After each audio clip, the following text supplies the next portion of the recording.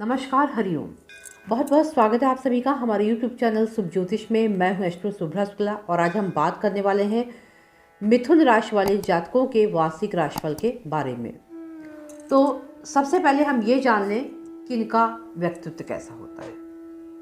ये देखने में ठीक ठाक, अच्छे, ऊर्जावान, बहुत मेहनती, अच्छे वक्ता, अपनी बातों को अच्छे ढंग से कहने वाले और दूसरों की बातों को उतना ही अच्छे ढंग से सुनने वाले, और एक इनके अंदर बहुत ही खास प्रवृत्ति होती है कि ये बहुत ही व्यवहारिक और बहुत ही हेल्पिंग नेचर के होते हैं। थोड़ी सी शक करने की प्रवृत्ति इनमें पाई जाती है। अब हम चर्चा करेंगे कि वर्ष की शुरुआत इनकी कैसी रहने वाली है। तो वर्ष की शुरुआत जो आपकी है वो थोड़ा सा अशांत मन आपका रहेगा। उसका रीज़न है कि शनि और गुरु 8th हाउस में और राहु 12th हाउस में।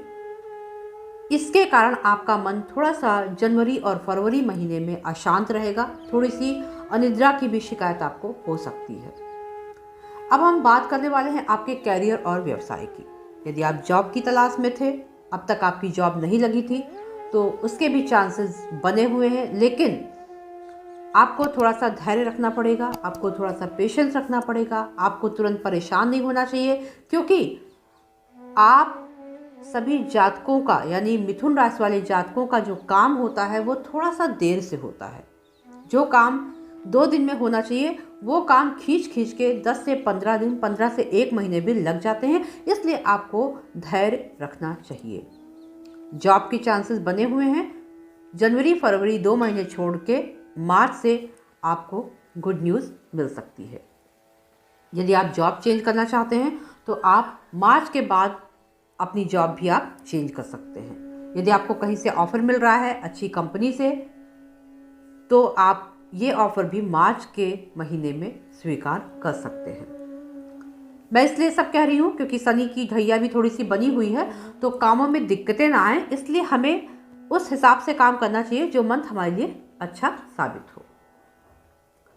यदि आप व्यवसाय से जुड़े हुए हैं, किसी भी व्यवसाय से जुड़े हुए हैं, खास ऐसे लोग जो लोग भूमि भवन और मेडिसिन लाइन से जुड़े हुए हैं, फाइनेंस से जुड़े हुए हैं, आपका कोई होटल रेस्टोरेंट है, ऐसी चीज़ों से आप जुड़े हुए हैं, तो अप्रैल और मई महीना आपके लिए बहुत ही अच्छा साबित होगा। इसमें आप और भी कई ब्रांचेस अपने खोल सकते हैं, कई जगह से आपको और ऑफ़र मिल सकते हैं।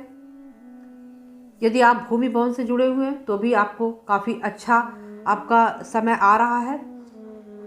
अप्रैल और मई का महीना आपके लिए बहुत ही बढ़िया साबित होगा। आपको नए नए और भी अवसर मिलेंगे और आपका काम बहुत ही अच्छे ढंग से चलेगा। जो लोग का जो काम है एक्सपोर्ट इंपोर्ट का है, उन लोगों को विदेशों से भी अच्छे ऑफ़र मिल सकते हैं।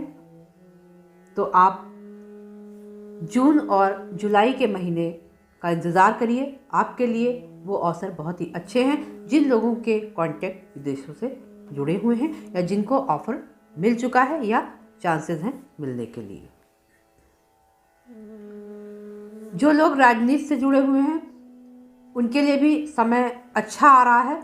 बस थोड़ा सा ऐसे लोगों को ध्यान रखें जिन लोगों पर एक बार विश्वास कर चुके हैं और उनका विश्वास उनसे नहीं बन पाया है, तो ऐसे लोग से सतर्क रहें। मैं यूँ कह सकती हूँ कि अविश्वासी लोगों से सतर्क रहें। लोगों को बहुत अच्छे से जान परख के ही अपने काम को कराएं। इस तरह से ये कह सकते हैं कि पूरा वर्ष आपका ठीक ठाक है, अच्छा है, बुरा नहीं है। बशर्ते आपको थोड़ा सा ये ध्यान रखना है कि कौन आपके लिए अच्छा है, कौन आपके लिए बुरा है। बाकी बताए गए मंथ पे भी आपको ध्यान देना है। अब हम बात करेंगे आपके हेल्थ की, आपके फैमिली में हेल्थ की। तो अगर हम ये देखें तो फरवरी और मार्च का महीना थोड़ा सा हेल्थ के लिए बहुत अच्छा नहीं है आपके। बाहर की चीज़ों को अवॉइड करें, बाहर की चीज़ों को ना खाएं, तली भुनी चीज़ों से भी परहेज करें, नहीं तो आपको थोड़ा सा पेट से रिलेटेड प्रॉब्लम, इन्फेक्शन से रिलेटेड प्रॉब्लम और स्किन डिजीज़, ऐसी दिक्कतें आप झेल सकते हैं। तो रूटीन में रहें, थोड़ा सा प्राणायाम करें और अपने खान पान पर ध्यान रखें। घर में भी आपके माँ की, भाई बहन की हेल्थ जो है बिगड़ सकती है, तो अपना भी ध्यान रखें और घर में भी लोगों का ध्यान रखें। अब हम इस विषय पर चर्चा करेंगे कि हमारा मैरिज लाइफ है, हमारा दाम्पत्य जीवन है, हमारा जो प्रेम प्रसंग चल रहा है, उनमें कैसा रहने वाला है ये वर्ष। शुरुआत में मैं नहीं अच्छा कह सकती हूँ, बहुत अच्छा नहीं कह सकती हूँ। यदि आप शादीशुदा हैं तो थोड़ा सा तू मैं से शुरुआत होगा आपका बहस, और वो थोड़ा एक बड़ा रूप धारण कर सकता है। तो इन महीनों में यदि आप आपस में ही थोड़ा सा लड़ झगड़ रहे हैं तो एक किसी को डाउन हो जाना चाहिए, बातों को बढ़ाना नहीं चाहिए। ये तो बातें बहुत ज़्यादा बढ़ सकती हैं, यहाँ तक बढ़ सकती हैं कि अलगाव की स्थितियाँ पैदा हो सकती हैं। तो ये 2 महीने में थोड़ा सा सतर्क रहें। यदि आपका प्रेम प्रसंग चल रहा है तो एक दूसरे से झूठ न बोलें, एक दूसरे को शक जैसी निगाहों से न देखें, ऐसे में भी आपकी बातें बिगड़ सकती हैं। बाकी ये 2 महीने अगर आप क्रॉस कर लेते हैं तो उसके बाद का समय आप सभी के लिए बहुत ही अच्छा साबित होगा।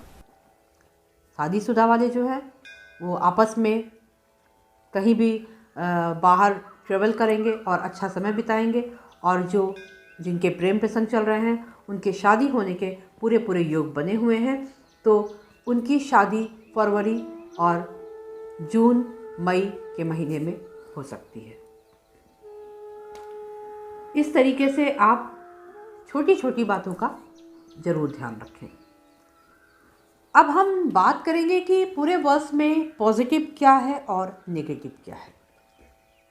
पॉजिटिव ये है कि यदि आप धैर्यवान होकर काम करेंगे, यदि आपके अंदर थोड़ी सी सहनशीलता है, थोड़ी सी चालाकी से काम करेंगे, थोड़ा सा अपने अंदर विश्वास से काम करेंगे, तो आपको वर्ष में आपको सकारात्मक रिजल्ट मिलेगा, भले ही थोड़ा देर से मिले।